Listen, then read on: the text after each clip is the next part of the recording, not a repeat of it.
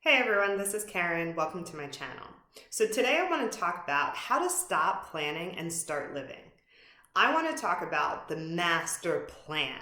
The master plan has been my friend and foe, and it's been my companion for so many years. I've talked about this before, that I'm a compulsive overplanner.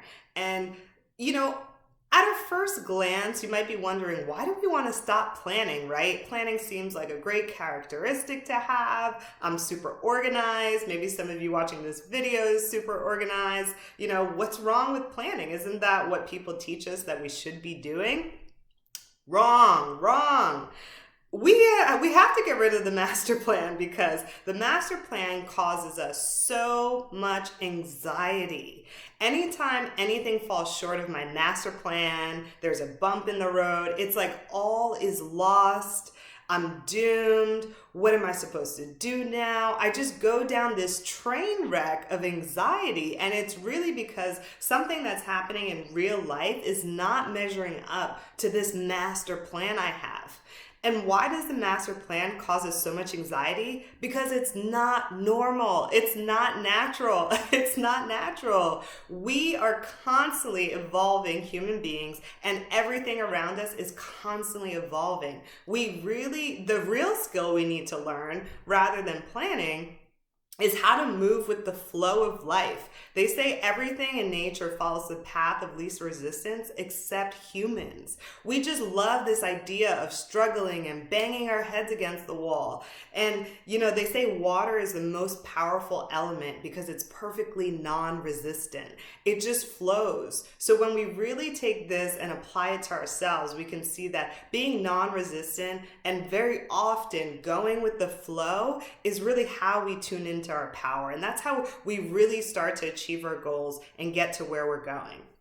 So I've had to really cultivate this flexibility that I never had before, quite frankly. Flexible is not a word I would have ever used to describe me. And now it's something I'm constantly having to revisit every day. How do I be more flexible? A big thing of this with me was that, especially when it came to people, I had this real inflexibility when it came to people. When there's someone in my life, I feel the need to label them and put them in this box. Okay, this person is this way. This person is this type of person. This person's like this. And what that does is it gives me a sense of control. Once I know what this is, then I know exactly how to act. It's all about things going according to my plan. Okay, this person is this type of person. This is how I need to act around this person. But it's just not natural. I'm constantly evolving, and what I think of people is constantly evolving. One day I think someone's super helpful, and then the very next day I think this person is totally selfish. That's okay. That's not an opportunity to judge myself. That's to say that it's okay. What I think of other people is going to change constantly. What other people think of me is going to change constantly. There's no reason to hold on to it just for the sake of putting ourselves in a box. So today I want to talk about a couple of tips as to how do we let go. Now that we know why we should be getting rid of our master plan, what are some tips to actually do this, right? So first and foremost, let's start asking ourselves, what's the next best decision? This was my new question, right? My old question was, how do I figure things out? What do I have to do? How do I figure it out? What's the plan? What's the game plan? And there's nothing wrong inherently with asking yourself, like, okay, what's the plan? But it starts to get into this more compulsive nature, this more extreme end of the spectrum. And we want to really back in and say, okay, I don't know what's going to happen 5 years from now. I don't even know what I'm going to eat for dinner later, right? So let's just let go of this illusion that I know what's going to happen 10 years from now if I make this decision today. What's the next best move? Okay, maybe there is somewhere I know, I want to buy a house a year from now. I want this kind of job 3 years from now. I want to finish this program. Maybe we do have an idea of certain things we want, and that's fine. But those long-term goals, they should be flexible. They should flow. We should just let them flow. But what we really want to dial in on is, what's the next best decision for me? Maybe there's an opportunity that pops up, and in that moment, we don't quite see how it fits into the master plan. That's what I want to get you guys to start seeing. Sometimes something pops up, an opportunity, a chance encounter, a random phone call, these random acts that are coming into your life.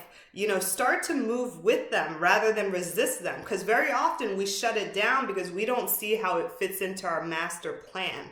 But, if you learn nothing else from watching my channel, it's this. There is an intelligence. There is a mind out there that knows more than what we know. So we have to stop seeing things as random. Sometimes we get that random phone call or someone's checking in, and that may be where our next opportunity lies, right? So we want to start asking ourselves, what's the next best decision? Does this opportunity that just popped into my life, does it get me closer to my goal? We don't have to go from zero to goal, right? We can go from zero to next step.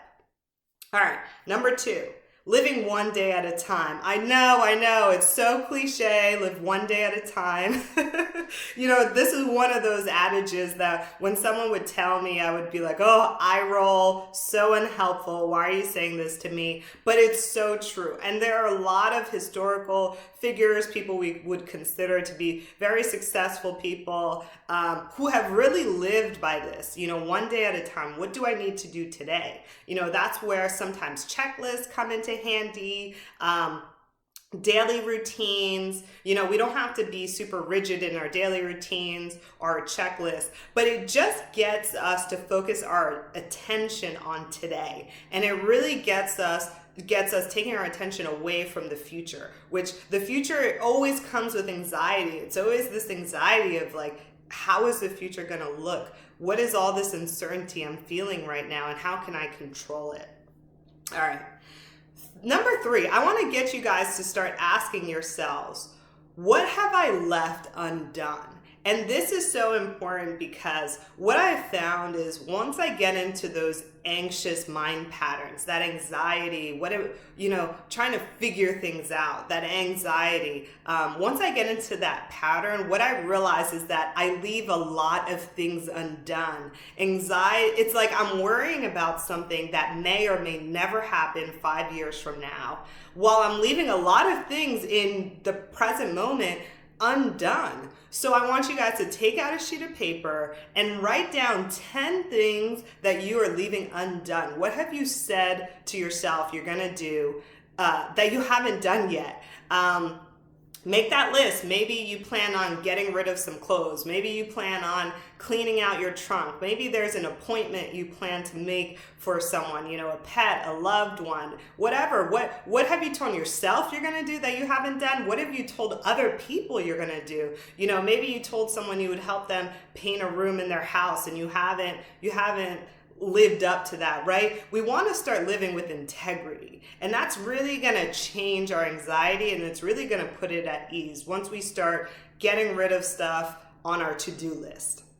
All right, number 4, start your day off with what good is there for me to do today? And Benjamin Franklin actually started off his day this way. He would ask himself, what good will I do today? And then at the end of every day, he would say, what good have I done today? And again, the purpose of this, it's really to start getting us to dial in on today. What good will I do today? What is there for me to do today? And it also brings in, we're also letting the universe speak to us, right? When we ask these open-ended questions, I love asking these questions in the morning because when I first wake up in the morning is filled with so much possibility. I have no idea what's going to happen today. That could be an anxiety inducer, or it could be incredibly liberating to think like, wow, I have no idea what's going to happen today. Something amazing. There might be a miracle in store for me today. And we really want to change our thinking about that. So first thing in the morning, we want to say, what good is there for me to do today? What is there for me to do today? And you will find that throughout the day, those answers will come, that insight will come, and we'll really be living one day at a time, fully ingrained in our power. And I want to leave you with one quote, as it relates to planning and really just being open to what may be offered to us. And this quote is, "Mourn your plans, for I have better plans for you." We do not know what the universe has in store for us. We want to stay open to it. And sometimes that means letting go of the master plan. Thank you for joining me today. I will see you soon. If you want to learn more, feel free to check my website, KarineBlanc.com. Check out my new course, Mindset Reset. Bye.